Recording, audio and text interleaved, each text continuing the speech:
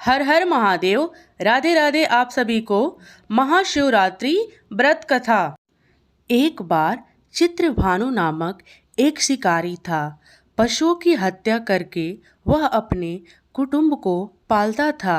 वह एक साहूकार का ऋणी था, लेकिन ऋण समय पर ना चुका सकने पर क्रोधित साहूकार ने उसको शिव मठ में बंदी बना लिया।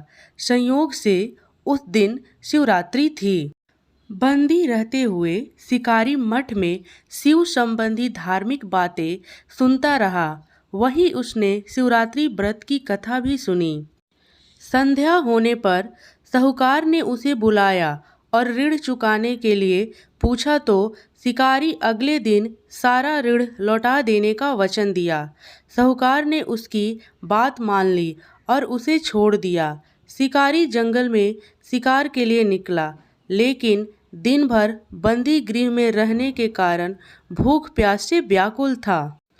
सूर्यास्त होने पर वह एक जलाशय के समीप गया और वहां एक घाट के किनारे एक पेड़ पर थोड़ा सा जल पीने के लिए लेकर चढ़ गया, क्योंकि उसे पूरी उम्मीद थी कि कोई ना कोई जानवर अपनी प्यास बुझाने के लिए यहाँ जरूर आएगा। वह पेड़ बेलपत्र का था और उसी पेड़ के नीचे शिवलिंग भी थी, जो कि सूखे बेलपत्र से ढके होने के कारण दिखाई नहीं दे रहा था। शिकारी को उसको पता ना चला। भूख और प्यास से थका वो उसी मचान पर बैठ गया। मचान बनाते समय उसने जो टहनियाँ तोड़ी वो संयोग से शिवलिंग पर गिरी। इस प्रकार दिन भर भूखे प्यास से शिकारी का व्रत भी हो गया और शिवलिंग पर बेलपत्र भी चढ़ गए। एक पहर रात्रि बीत जाने पर एक गर्भिणी मृगी तालाब पर पानी पीने पहुंची। शिकारी ने धनुष पर तीर चढ़ाकर ज्यों ही प्रत्यंचा खींची, उसके हाथ से धक्का से कुछ पत्ते एवं जल के कुछ बूंदे नीचे बने शिवलिंग पर गिरी और अनजाने में ही शिकारी की पहले पहर की पूजा हो गई। मृगी बोली, मैं गर्भिणी हूँ, शीघ्र ही प्रसव करूँगी। तुम एक साथ 2 जीवों की हत्या करोगे, जो ठीक नहीं है। मैं बच्चे को जन्म देकर शीघ्र ही तुम्हारे समक्ष प्रस्तुत हो जाऊंगी, तब मार लेना। शिकारी ने प्रत्यंचा ढीली कर दी और मृगी जंगली झाड़ियों में लुप्त हो गई। कुछ ही देर बाद एक और मृगी उधर से निकली। शिकारी की प्रसन्नता का ठिकाना न रहा। समीप आने पर उसने धनुष पर बाण चढ़ाया। कुछ बेलपत्र नीचे शिवलिंग पर जा गिरे और अनजाने ही शिकारी की दूसरी पहर की पूजा भी हो गई। तब उसे देख मृगी ने विनम्रता पूर्वक निवेदन किया कि मैं थोड़ी देर पहले ऋतु के निर्वृत्त हुई हूँ, कामातुर विरहिणी हूँ, अपने प्रिय की खोज में भटक रही हूँ। मैं अपने पति से मिलकर शीघ्र ही तुम्हारे पास आ जाऊंगी। शिकारी ने उसे भी जाने दिया। 2 बार शिकार को खोकर वह बहुत चिंता में पड़ गया। रात्रि का आखिरी पहर बीत गया था। तभी एक अन्य मृगी अपने बच्चों के साथ उधर से निकली।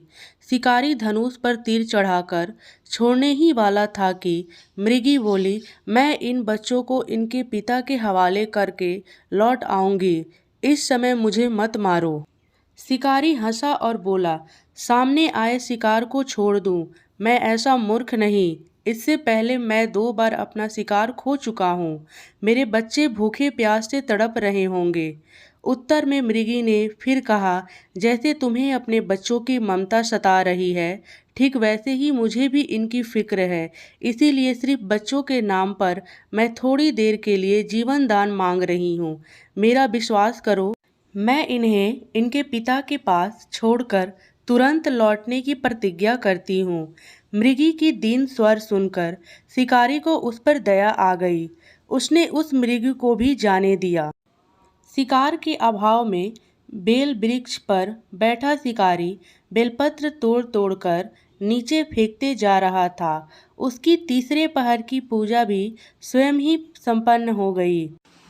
पौ फटने को हुई तो एक हिष्ट पुष्ट मृग उसी रास्ते पर आया।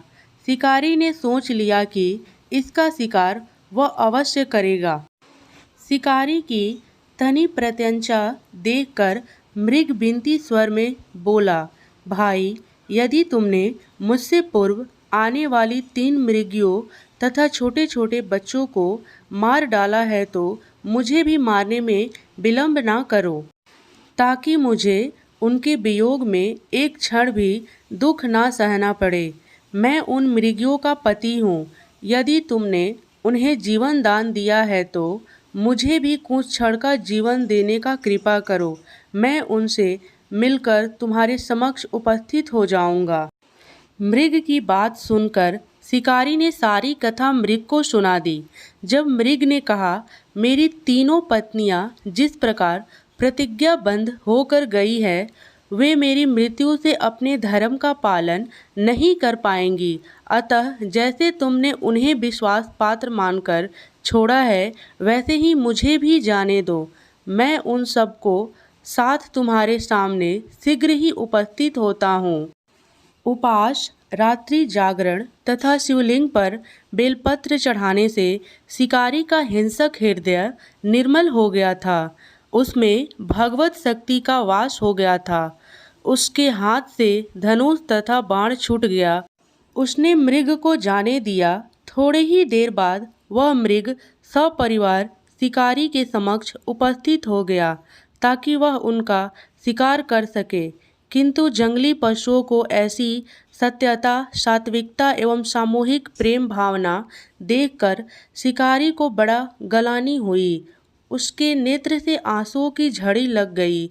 उस मृग के परिवार को ना मारकर शिकारी ने अपने कठोर हृदय को जीव हिंसा से हटा सदा के लिए कोमल एवं दयालु बना लिया।